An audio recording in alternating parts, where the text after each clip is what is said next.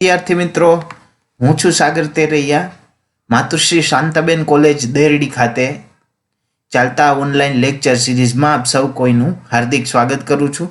વિદ્યાર્થી મિત્રો, આજે આપણે સ્ટાન્ડર્ડ FYBAનું સંસ્કૃતનું જે પેપર નંબર 7 જે છે એને આપણે શરૂ કરવા જઈ રહ્યા છીએ. Basically just introduction for my self, મારા વિશેનું થોડું ઇન્ટ્રોડક્શન આપ્યા પછી સીધો આપણે ફર્સ્ટ ઓફ ઓલ પહેલાં સિલેબસને ડિસ્કસ કરીએ છીએ કે સિલેબસની અંદર પેપર નંબર 5ની અંદર વિદ્યાર્થીઓ ખાસ સાંભળજો. 5ની અંદર આપણા સિલેબસની અંદર છે નાટક છે મહાકવિ કાલિદાસ વિરચિત અભિજ્ઞાન શાકુંતલમ. ઓકે, તો અભિજ્ઞાન શાકુંતલમ નો આપણે અભ્યાસ કરવાનો છે. પેપર નંબર 5 જે તમારું કોર ઇલેક્ટિવ નામનું પેપર છે, તો એની અંદર કાલિદાસનું અભિજ્ઞાન શાકુંતલમ કરીને એક નાટક છે, તો એ આપણા સિલેબસની અંદર રાખેલું છે. તો એનો આપણે 1 by 1 લેસન્સ વાઇઝ આપણે એનો અભ્યાસ કરવાના છીએ ખાસ. તો અહીંયા સુધી ઇઝ ઇટ ક્લિયર વ્યવસ્થિત કે આપણે શેનો અભ્યાસ કરવાનો છે? પેપર નંબર 5 જેનું નામ છે અભિજ્ઞાન શાકુંતલમ. ઓકે, તો હવે વિદ્યાર્થીઓ ખાસ થોડું કે સંસ્કૃત ભાષા વિષય ઉપર આપણે થોડો ખ્યાલ હોવો જોઈએ ખાસ, કે સંસ્કૃત ભાષા શું છે, શું કામે આપણે ભણી રહ્યા છીએ, એનો આપણે આઈડિયા થોડો હોવો જોઈએ. તો જો ખાસ એક સંસ્કૃત ભાષા કેવી છે તો કે હિન્દુ અને આર્ય ભાષા છે, એટલે ભારોપીય પરિવારનો એક ઓલ્ડેસ્ટ લેંગ્વેજ આપણે જેને કહેવાય કે ભાઈ વિશ્વની સૌથી પ્રાચીનતમ ભાષા, તો એ સંસ્કૃત છે.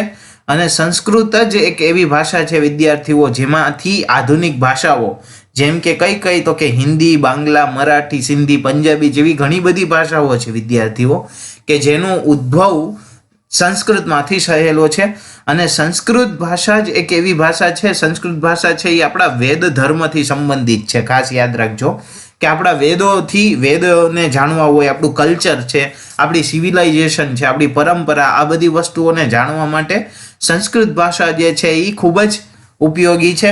અને ઇવન બીજી વસ્તુ કે આપણો જે ઓલ્ડેસ્ટ ગ્રંથ છે, વિશ્વનો સૌથી પ્રાચીનતમ ગ્રંથ જેને કહેવાય છે ઋગ્વેદ, તો ઋગ્વેદ છે એ કઈ ભાષામાં રિટન છે?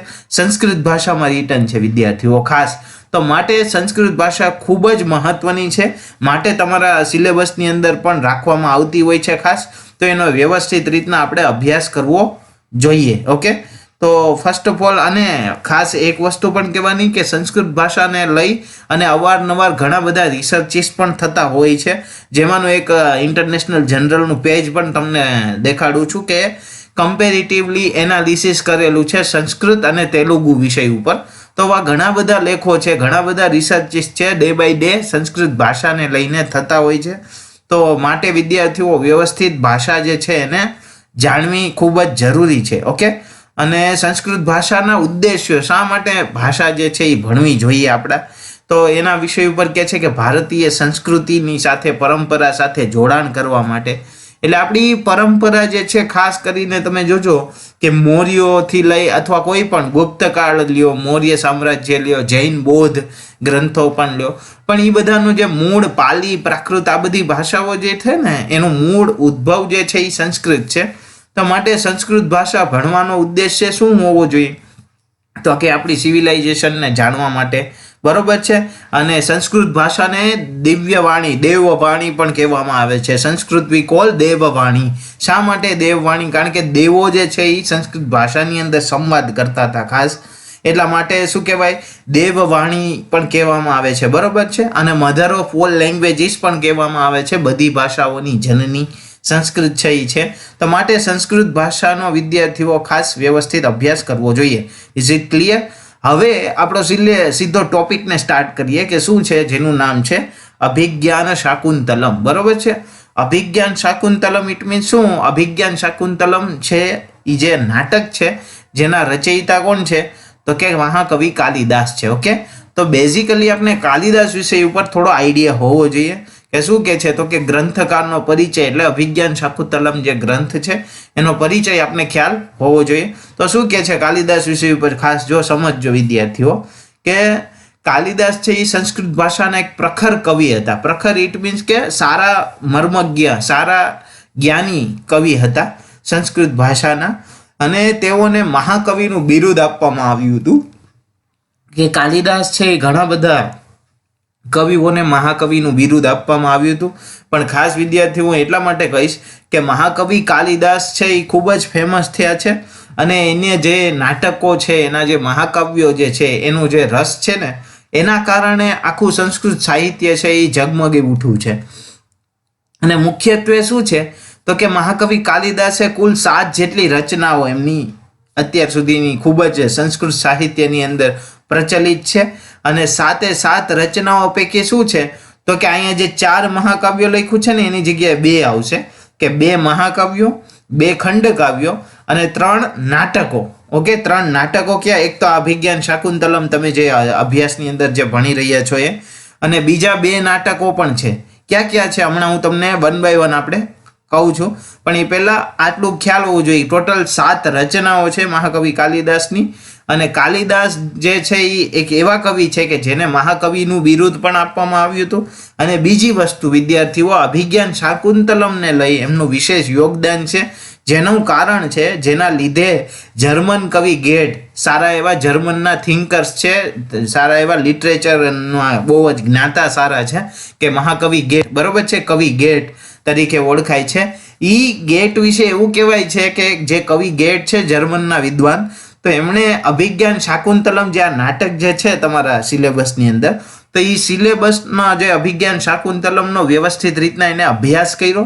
અને એ અભ્યાસ કર્યા પછી એમને એટલો પણ આનંદ આવ્યો કે આ અભિજ્ઞાન શાકુંતલમને લઈ અને મસ્તિષ્ક પર રાખી અને ભરબજારની અંદર પોતે જે છે એ એકદમ નૃત્ય કરવા લાગે છે. એટલે એ ખૂબ જ આનંદિત થાય છે આ નાટકની અંદર. એવી આ શાકુંતલા અને દુષ્યંતની પ્રણયનની એકદમ વ્યવસ્થિત સરસ મજાની કથાનો અભ્યાસ કરેલો છે. માટે કાલિદાસ છે એ જેવા તેવા વ્યક્તિ નથી. અને કાલિદાસના સમય વિષય ઉપર આપણે થોડો ખ્યાલ રહીએ કે 1લી સદીથી લઈને 5મી સદીની વચ્ચે થઈ ગયા હોવાનું અનુમાન કરી શકાય છે, બરોબર છે. હવે નેક્સ્ટ આપણે જોઈએ કે મહાકવિ કાલિદાસનું જીવન, લાઈફ ઓફ કાલિદાસ, કે કાલિદાસનું જીવન જે છે એ કેવું હતું, બરાબર છે.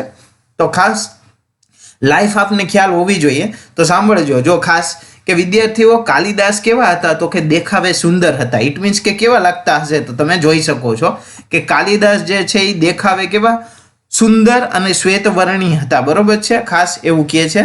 અને રાજા વિક્રમાદિત્યના દરબારના નવરત્નોમાં એક હતા. જો અહીંયા ખાસ વિક્રમાદિત્યના જે દરબારની અંદર જે નવરત્ન રહેતા હતા, તો એના પૈકી એક કાલિદાસ પણ હતા, સારા કવિ મર્મજ્ઞ. પરંતુ આપને લોકોને શું દેખાતું હોય છે વિદ્યાર્થીઓ, અકબરના જે નવરત્ન જે છે એને જ આપણે જોઈને કહેતા હોઈએ છીએ કે અકબર છે એ બિરબલને રાખતા, નવરત્નને રાખતા. પણ આ જે પરંપરા, આ જે નવરત્નનો કન્સેપ્ટ છે એ વિક્રમાદિત્યની અંદર પણ જોવા મળશે તમને. ઇવન ગુપ્ત સામ્રાજ્યની અંદર પણ તમને જોવા મળશે. અને પેશવાની અંદર પણ જોવા મળશે. અષ્ટપ્રધાન જે પેશવા રાખતા ને શિવાજી, તો એની અંદર પણ જોવામાં આવે છે. તો આપણી પરંપરાને ખાસ જાણવી જોઈએ. ખાલી આપણે કોઈ પણ વસ્તુને જોઈ લઈએ ને સીધું આપણે માની લઈએ, this is not good. Okay, તો નવરત્નમાંના એક હતા. કોણ? તો કે વિક્રમાદિત્યના દરબારની અંદર નવરત્ન હતા. એની અંદર કહેવાય છે કે સુશ્રુત પણ એક હતા. મહાકવિ કાલિદાસ પણ છે કવિ, સારા મર્મજ્ઞ. અને કાલિદાસ વિશે એવું કહેવાય છે કે કાલિદાસના લગ્ન વિદ્યોત્તમા નામની રાજકુમારી સાથે થયા હતા. જો અહીંયા નામ લખેલું છે વિદ્યોત્તમા. વિદ્યોત્તમા છે એ કેવી છે તો કે એક રાજકુમારી છે. અને એમ કહેવાય છે કે વિદ્યોત્તમાએ એક પ્રતિજ્ઞા કરી હતી કે જો કોઈ તેને શાસ્ત્રાર્થમાં હરાવી દેશે તો તેની સાથે વિવાહ કરશે. એવી એક પ્રતિજ્ઞા હતી વિદ્યોત્તમાની કે જો કોઈ શાસ્ત્રાર્થમાં મને કોઈ હરાવે તો હું એની સાથે જે લગ્ન છે એ કરું. પછી શું થશે તો કે જ્યારે વિદ્યોત્તમાએ શાસ્ત્રાર્થમાં બધા વિદ્વાનોને હરાવી દીધા, તો અપમાનથી દુઃખિત કેટલાક વિદ્વાનોએ કાલિદાસ સાથે તેણીનો શાસ્ત્રાર્થ કરાવ્યો. હવે ઘણા બધા વિદ્વાનો હતા જે વિદ્યોત્તમા સાથે શાસ્ત્રાર્થ કરી અને ઘણા બધા વિદ્વાનો એમની પાસે હારી ગયા છે. તો એ બધા જે હારેલા જે વિદ્વાનો છે એ થોડા દુઃખી થાય છે અને એ અપમાનિત હોવાના કારણે એ હવે કાલિદાસને પોતે શોધે છે અને કાલિદાસને એની સમક્ષ રજૂ કરશે શાસ્ત્રાર્થ માટે. અને વિદ્યોત્તમા મૌન શબ્દાવલીમાં ગૂઢ પ્રશ્ન પૂછતી હતી. કાલિદાસને છે ને મૌન શબ્દાવલીમાં એકેય શબ્દ બોલ્યા વગર એમને પ્રશ્ન પૂછે છે કાલિદાસને. એનો આન્સર પણ કાલિદાસ મૌન શબ્દમાં જ આપશે. તો શું કહે છે? તો કે વિદ્યોત્તમાએ એવું લાગતું હતું કે કાલિદાસ ગૂઢ પ્રશ્નમાં ગૂઢ જવાબ આપી રહ્યા છે. ઓકે, તો શું છે, જેનો કાલિદાસ પોતાની બુદ્ધિથી મૌન સંકેતો વડે જવાબ આપતા. અને ઉદાહરણ તરીકે એક ક્વેશ્ચન પૂછ્યો તો વિદ્યોત્તમાએ કે ગૂઢ પ્રશ્ન આપતા અને વિદ્યોત્તમાએ પ્રશ્નના રૂપમાં ખુલ્લે હાથ દેખાડ્યો અને કાલિદાસને લાગ્યું કે થપ્પડ મારવાની વાત થપ્પડ માર કાલિદાસને એક હાથ બતાવે છે વિદ્યોત્તમા એક ક્વેશ્ચનના રૂપમાં, અને હાથ દેખાડતાની સાથે કાલિદાસને એવું લાગે છે કે આ મને થપ્પડ મારવાની વાત કરી રહી છે. તો થપ્પડ મારવાની ધમકી આપી રહી છે એવા જવાબમાં કાલિદાસે મુઠ્ઠી બતાવી, અને મુઠ્ઠી બતાવીને વિદ્યોત્તમાને એમ લાગ્યું કે કાલિદાસ કહી રહ્યા છે કે પાંચેય ઇન્દ્રિયો ભલે અલગ અલગ હોય, પાંચેય ઇન્દ્રિયો ભલે અલગ અલગ હોય, પણ સહુ એક મન દ્વારા સંચાલિત છે, આવું સમજે છે. ઓકે, અને પછી શું છે તો કે વિદ્યોત્તમા અને કાલિદાસના આવી રીતના વિવાહ સંપન્ન થાય છે. અને વિદ્યોત્તમાને સચ્ચાઈની ખબર પડતા જ પહેલે જ દિવસે સચ્ચાઈની ખબર પડતા શું થાય છે તો કે તેણી કાલિદાસને ધિક્કારે છે વિદ્યાર્થીઓ, અને એ ધિક્કારતાની સાથે શું કરે છે તો કે ઘરની બહાર કાઢી મૂકે છે જનરલી, અને બહાર કાઢી નાખ્યા પછી સાચા પંડિત બન્યા. કારણ કે શું કામે સાચા પંડિત એમનેમ નથી બનતા, એમને શું કર્યું હતું તો કે કાલિદાસે સાચા દિલથી કાળકા માતાની આરાધના કરવી હતી, મા કાલીની આરાધના કરી હતી ખૂબ જ, અને પછી ખૂબ જ સારા એવા વિદ્વાન થાય છે સંસ્કૃતના, અને ખૂબ જ એમનું નામ વિશ્વવિખ્યાત બને છે. સંસ્કૃત ભાષાના, સંસ્કૃત સાહિત્યના ખૂબ જ સારા એવા મહાકવિ તરીકેનું એમની જે ખ્યાતિ જે છે એ બધા જ જગ્યાએ પામે છે.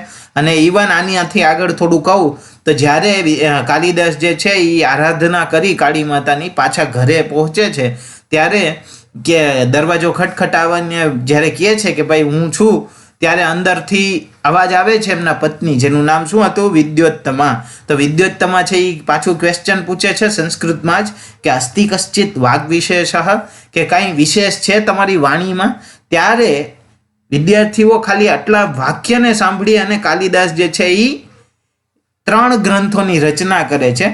અસ્ત્યુત ઉપરથી કુમાર સંભવ, અસ્તિ કશ્ચિત, કશ્ચિત ઇટ મીન્સ કે મેઘદૂતમ કરીને એક ખંડ કાવ્ય લખે છે, અને વાગ વિશેષ કરીને રઘુવંશમ કરીને જે છે એ મહાકાવ્યની રચના કરે છે. તો આ રીતના જે કાલિદાસ જે છે એ મહાકવિ તરીકેનો વિરોધ પામે છે. તો કાલિદાસથી મહાકવિની જર્ની જે છે એ આવી રહે છે કંઈક. અને એના પછી અભિજ્ઞાન શાકુંતલમ વિશે ખાસ વાત કરીએ કે કાલિદાસની ટોટલ 7 રચનાઓ ફેમસ છે સંસ્કૃત સાહિત્યમાં, જે પૈકી કઈ કઈ છે તો ખાસ જોજો કે 3 નાટકો છે. ખાસ યાદ રાખજો કે 3 નાટકો છે, જેમાં અભિજ્ઞાન શાકુંતલમ કરીને એક નાટક છે, વિક્રમ ઓર વસીયમ કરીને એક નાટક છે, માલવિકાગ્નિ મિત્રમ કરીને એક નાટક છે. બરોબર છે કે માલવિકા અગ્નિમિત્ર અને માલવિકાની એક સરસ મજાની સ્ટોરી, એ પણ બહુ સરસ નાટક છે. અને વિક્રમ ઓર વસીયમનું પણ એક સરસ મજાનું નાટક છે, ને અભિજ્ઞાન શાકુંતલમ તો જગ વિખ્યાત છે. તો આ બધા નાટકો છે એ કાલિદાસે 3 નાટકો રચ્યા. ઇવન એની સાથે સાથે મેં હમણાં વાત કરી કે અસ્થિ ઉપરથી કુમાર સંભવમ, જો અહીંયા કુમાર સંભવમ આપેલું છે અસ્થિ ઉપરથી, તો કુમાર સંભવ કરીને મહાકાવ્ય રચ્યું છે, અને રઘુવંશમ કરીને પણ મહાકાવ્ય જે કાલિદાસ જે છે એમને રચેલું છે. બરોબર છે. અને એના પછીના 2 ખંડકાવ્યો પણ કાલિદાસે લખ્યા, જેના પૈકી એક છે એ ઋતુ સંહાર જેને કહેવાય છે. બરોબર છે, ઋતુઓનું 6 ઋતુઓનું આખું જે છે એ ખંડ કાવ્ય જે છે એ લખેલું છે, અને મેઘદૂતમ કરીને એક ખંડ કાવ્ય જે છે એ લખેલું છે. તો ઇઝ ઇટ ક્લિયર? 7 કૃતિઓના નામ આપણે ખાસ યાદ હોવા જોઈએ. અને હવે આપણે સીધું આપણું જે ટોપિક છે કે કાલિદાસ કૃત અભિજ્ઞાન શાકુંતલમ, તો એને આપણે સ્ટાર્ટ કરીએ એ પહેલા અભિજ્ઞાન શબ્દનો, અભિજ્ઞાનનું જે નામકરણ છે એ કઈ રીતના થયું તો એ બેઝિકલી આપણે આઈડિયા હોવો જોઈએ. તો ખાસ વિદ્યાર્થીઓ અભિજ્ઞાન શબ્દની વ્યુત્પત્તિ શું થાય તો અહીંયા 3 નંબરમાં જો અભિજ્ઞાયતે અનેન ઇતિ અભિજ્ઞાનમ. બરોબર છે.